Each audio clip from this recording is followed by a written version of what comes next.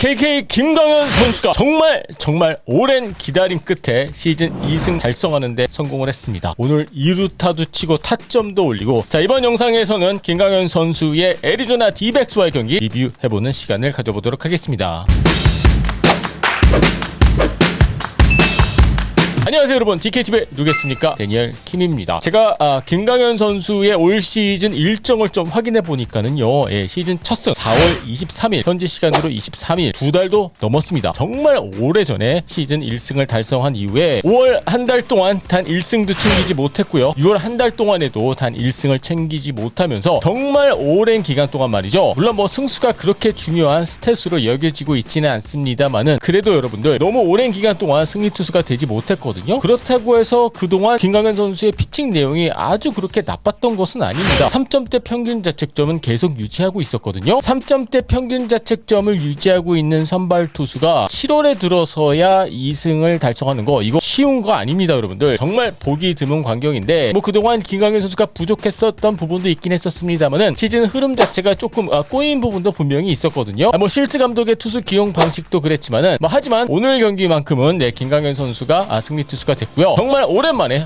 기분 좋게 경기를 마무리할 수 있었습니다. 자, 오늘 김광현 선수가 많은 이닝은 소화해주지 못했습니다. 5회 소화했고요. 볼넷 3개, 탈삼진 5개, 1실점, 피안타는 3개밖에 내주지 않았습니다. 투구수 관리가 조금 아쉬웠긴 했었습니다만은 그래도 오늘 경기에서 안타는 단 3개밖에 내주지 않았거든요. 6이닝까지만 던졌더라면 조금 더 만족스러울 만한 그러한 결과였습니다만은 그래도 오늘 김광현 선수 나쁘지 않았습니다. 자, 그렇다면 오늘 경기 김광현 선수가 어떤 피칭을 보여줬는지 조금 디테일하게 살펴보도록 하겠습니다. 체인지업, 유린 커브 그렇게 많이 던지지 않았습니다. 전체 볼 배합을 보면요, 슬라이더가 47%, 포심이 42%, 체인지업이 6%, 커브는 5%밖에 되지 않았거든요. 여러분들 또 김광현 선수 하면은 또 투피치 피치 아니겠습니까? 그런데 오늘 김광현 선수의 슬라이더가 정말 예술이었습니다. 특히 우타자들을 상대로 휘어져 들어오면서 떨어지는 이 슬라이더의 각이 상당히 좋았거든요. 아마 오늘 김광현 선수의 슬라이더를 상대하는 타자들의 입장에서는 공이 갑자기 사라지는 듯한 느낌이 들었을 거고요. 그동안 조금 아쉽게 느껴졌던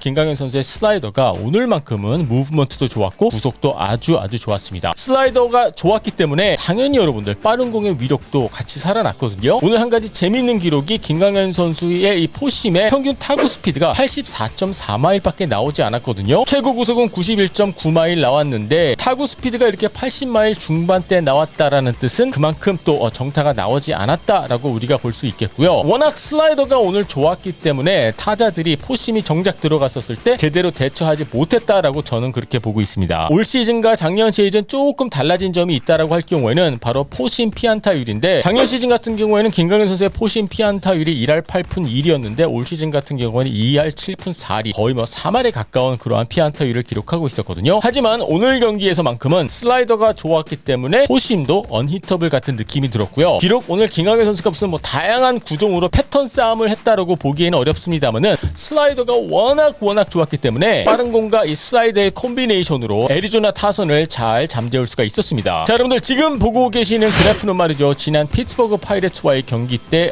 김광현 선수의 스트라이크 존이고요. 그리고 지금 보고 계시는 그래프는 오늘 경기 김광현 선수의 스트라이크 존 비율입니다. 여러분들 여기서 눈여겨 보셔야 될 부분이 바로 노란색 점이거든요. 스트라이크 존 밑에 많이 보이는 노란색 점들, 이게 바로 김광현 선수 오늘 슬라이더 코스 비율이거든요. 보시다시피 스트라이크 존에 낮게 형성이 되고, 물론 이게 낮게 형성이 됐지만은 타자들의 입장에서는 스트라이크 존에 들어오는 느낌이 들면서 갑작스럽게 이렇게 떨어지고 꺾인 슬라이더들이거든요. 반면 지난 피츠버그 파이레츠 전 같은 경우에는 그런 슬라이더를 김광현 선수가 보여주지 못했습니다. 그리고 오늘 경기에서는 확실히 지난 경기와는 다르게 위아래 하이 존도 공략하는 모습을 볼 수가 있었고요. 구종의 변화, 패턴의 변화가 있었던 것은 아니지만은 오늘 같은 경우에는 분명히 코스의 변화는 있었다라고 보시면 될 것 같습니다. 자, 그리고 오늘 경기의 또 하이라이트는 말이죠 여러분들, 김광현 선수의 2루타 그리고 메이저리그 첫 타점 아니겠습니까? 오늘 0대0 상황에서 93마일짜리 투심 패스볼을 밀어쳐서 김광현 선수가 첫 장타를 기록했는데, 장타도 장타인데 말이죠, 이게 밀어친 타구였고요. 밀어쳐서 그것도 투수가 상대팀 외야수들의 키를 넘기는 장타를 만들어내는 모습, 이거 자주 볼 수 있는 광경은 아닙니다. 물론 오타니 선수는 밀어쳐서 홈런을 많이 치고 있기는 합니다만은 물론 타자가 김강현 선수였기 때문에 애리조나 외야수들이 조금 전진 수비를 한 부분도 없지 않아 있습니다만은 모르겠어요. 여러분들은 올 시즌 김강현 선수가 타석에서 스윙하는 모습을 보면서 어떤 느낌을 받으시는지 모르겠습니다만 저 같은 경우에는 의외로 잘 친다라는 느낌이 들었고요. 그리고 경기 흐름상 단순히 뭐 2루타 쳐서 뭐 좋다가 아니라 오늘 경기에서도 큰 영향을 미치는 정말 영향가가 있었던 그러한 장타였기 때문에 타자 김강현이 투수 김강현을 아주 크게 도왔던 장면이 아닌가 싶습니다. 참고로 아까 말씀드린 대로 93마일짜리 투심 패스볼이었었는데 타구 스피드가 말이죠 98.9마일 나왔고요. 그리고 발사각이 정확히 20도가 나왔거든요. 정말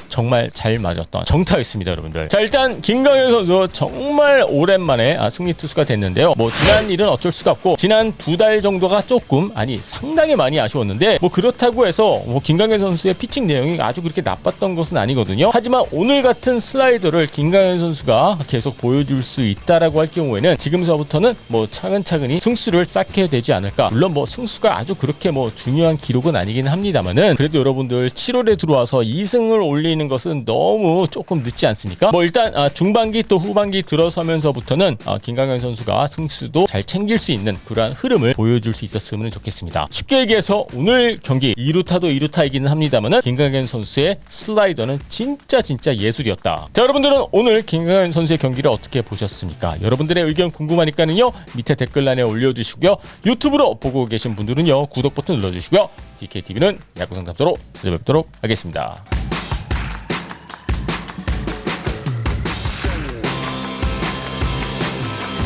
자, 여러분들 만약에 오타니 선수가 LA 에인절스가 아니라 하지만 또 여러분들 뭐 야구에서는 만약이라는 것은 있을 수가 없죠. 하지만 그래도 여러분들 만약에 오타니 선수가 LA 에인절스가 아니라 뉴욕 양키스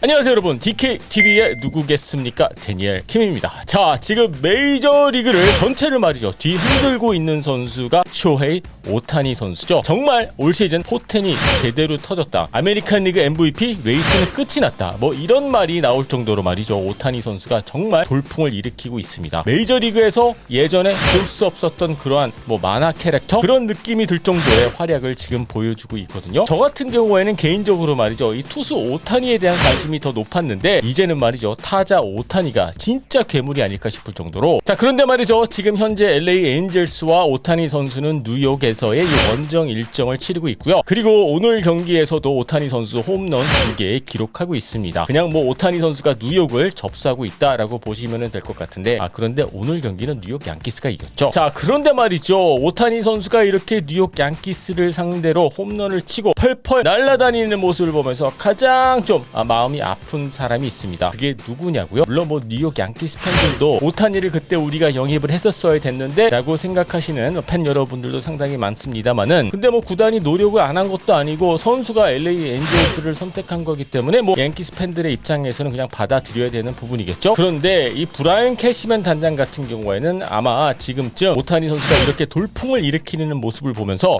상당히 좀 마음 아파하지 않을까 싶어요. 왜냐고요? 브라이언 캐시맨 단장이 오타니 선수를 정말 영입하기 위해서 엄청나게 노력도 많이 했고요. 여러분들 2017년 시즌 끝나고 오타니 선수의 이 포스팅이 시작되지 않았습니까? 그런데 브라이언 캐시맨 단장 같은 경우에는 2017년 8월에 직접 본인이 일본에 날아가서 말이죠 여러분들 시즌 중에 메이저리그 단장이 일본까지 출장 가는 것은 이거 보기 드문 광경이거든요. 그 정도로 여러분들 오타니 선수를 영입하기 위해서 브라이언 캐시맨 단장이 움직였습니다만은 참고로 여러분들 당시 기억하시는 분들도 계시겠습니다만은 뉴욕 양키스는 오타니 선수 포스팅 과정에서 오타니 선수와 만나보지도 못하고 탈락을 했습니다. 쉽게 설명을 드려서 뭐 결승 후보에도 이름을 올리지 못했다라고 보시면 될 것 같은데 뭐 선수의 마음이 그렇다라면은 뭐 구단의 입장에서는 어쩔 수 없는 게 또 여러분들 또 FA 계약이고 포스팅 아니겠습니까? LA 에인절스를 선택을 했고 뭐 당시 오타니 선수는 빅마켓을 원하지 않는다라는 말도 나왔었고요. 그런데 여러분들 또 아시다시피 또 일본 선수들에게는 또 뉴욕 양키스라는 팀이 엄청나게 뭐 특별한 구단 아니겠습니까? 당시 당시 마사히로 타나카 선수가 뛰고 있었고 또 히데키 마수이 선수가 오랫동안 몸담았던 팀이었기 때문에 포스팅 시작하기 전에는 오타니의 뉴욕 양키스 가능성이 상당히 높다라는 평가가 현지에서 나왔습니다만은 오타니 선수는 정반대의 선택, 그 어느 누구도 예상하지 못했던 LA 에인절스를 선택하고 말았습니다. 자, 그런데 말이죠, 오늘 말씀을 드리고 싶은 부분은 오타니 선수가 뉴욕 양키스를 디스했다 또는 뉴욕 양키스를 거절했다 이게 아니라요, 오타니 선수가 LA 에인절스를 선택하고 난 이후 상황, 그 나비 효과를 여러분들에게 알려드리려고 카메라를 켰습니다. 자, 며칠 되지 않았어요. 자, 뉴욕 양키스 탈락했습니다. 오타니 선수는 LA 에인절스를 선택했고요. 그런데 말이죠, 뉴욕 양키스 같은 경우에는 일주일이 채 되지 않아서 플랜 B로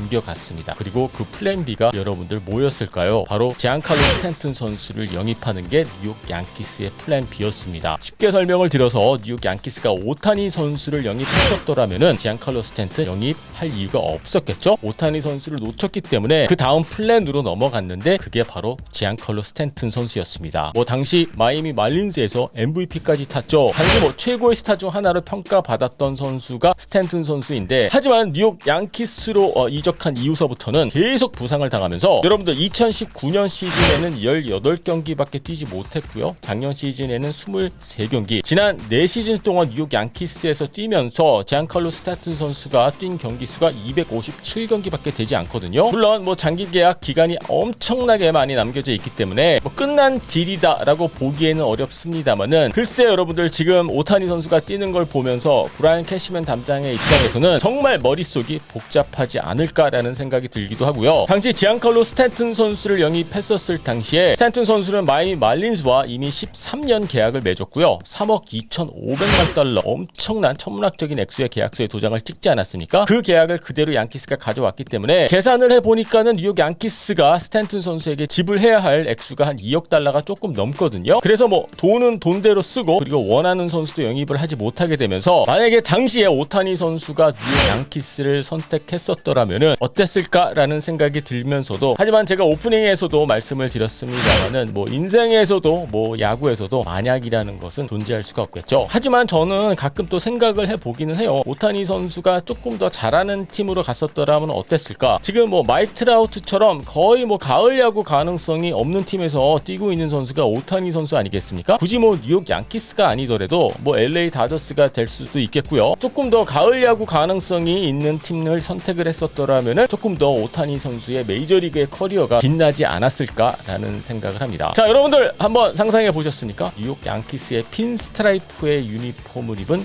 오타니 선수. 아니에요 여러분들, 아직 오타니 선수가 나이가 어리기 때문에 FA가 된 이후에 또 브라이언 캐시맨 단장이 움직이지 않을까 여러분들?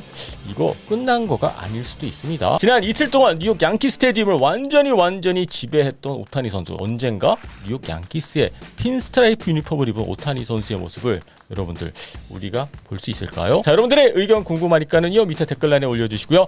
유튜브로 보고 계신 분들은요 구독 버튼 눌러주시고요. DKTV는 야구 상담소로 찾아뵙도록 하겠습니다.